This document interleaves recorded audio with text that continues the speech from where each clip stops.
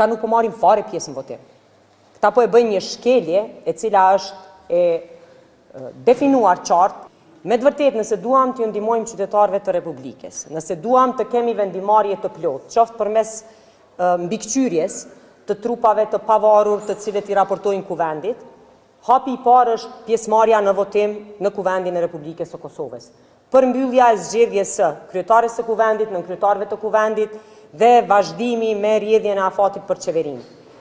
Ardhja këtu, mos pjesëmarrja në votim, ngritja e çështjeve të cilat nuk mund ta kenë asnjë efekt real përveç një politik ose përveç një propagandë të tyre se kinse po brengosen për bizneset apo për qytetarët e Republikës është e pakuptim. Prandaj edhe një herë i themi se kemi seancën gjithsesi vazhdimin e radhës pas 48 orëve që të vinë të marrin pjesë në votim. Kam qenë tërësisht të hapur edhe me përfaqësues të partive të opozitës drejt për drejt. Merrni pjesë në votim, nëse nuk jeni për votimin me procedurë të fshehtë, gjithsesi votimin e fshehtë, rrëzojeni. Tashmë është e ditur se sa vota janë në favor të procesit të votimit të fshehtë. Këta nuk po marrin fare pjesë në votim.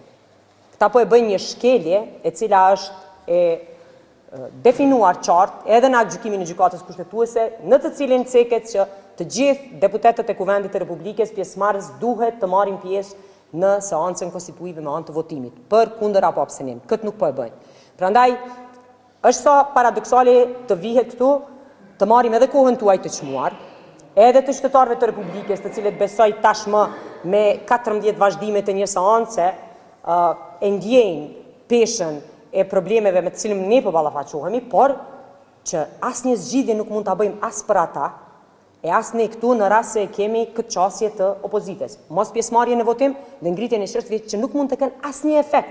Do thotë mbledhja e nënshkrimeve këtu për të ngritë çështje me zyrën rregullatorit të energjisë nuk ka kuptim.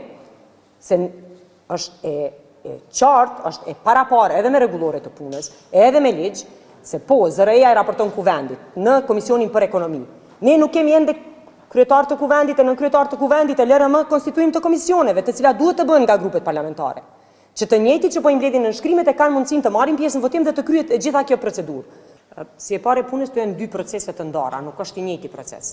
I pari proces ka të bëjë me konstituimin e kuvendit dhe natyrisht, siç e ceket me të drejtë, Partia Demokratike e Kosovës përmes kryetarit të saj është përgjigjur pozitivisht në takimin për çështje të mbarvajtjes së seancës konstituive, gjithsesi procedurës për votim, gjatë së cilës është ofruar nga ana e kryeministrit Kurti që të votohet kandidatja për kryetare të kuvendit dhe ajo, domethënë, nuk është emër që ne po negociojmë për të, në të njëjtën formë se si nuk do të kërkojmë ndryshim emrave apo negociojmë për emrat që ata do i ofrojnë për nënkryetar të kuvendit. Do të thotë në aspektin e bashkëqeverisjes nuk ka pasur diskutim dhe nuk do të ketë diskutim. Dhe kjo ka të bëjë me zgjedhjen politike dhe vendimarrjen në aspektin qoftë të kompatibilitetit programor apo sistemit vleror me të cilin e sheh grupi parlamentar i Lëvizjes Vetëvendosje të ardhmen në qeverisëse.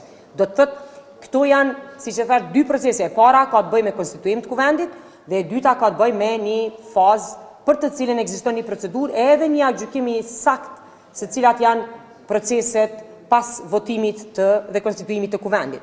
Që në këtë rast ne nuk po e bëjmë çështje vetëm sa të themi të krijimit të shumicës me çdo kusht dhe çdo çmim, për arsye se ekzistojnë disa parametra dhe në aspektin edhe të programit edhe vleror, besoj edhe kryeministri Kurti në letrën drejtuar kryetarit të Lidhjes Demokratike i ka cekur se cilat janë disa prej argumenteve të qëndrueshme për një koalicion të mundshëm së bashku, andaj nuk do i kisha, si më thon, përzi këto dyjat si një, për arsye se konstituimi i kuvendit për ne është një proces cilin do të marrin pjesë të gjithë, për faktin se gjitha partitë sipas radhës apo sipas numrave të deputetëve të fituar propozojnë në këtë rast 3 partitë kryesore shqiptare, nën kryetar dhe nën kryetar të kuvendit.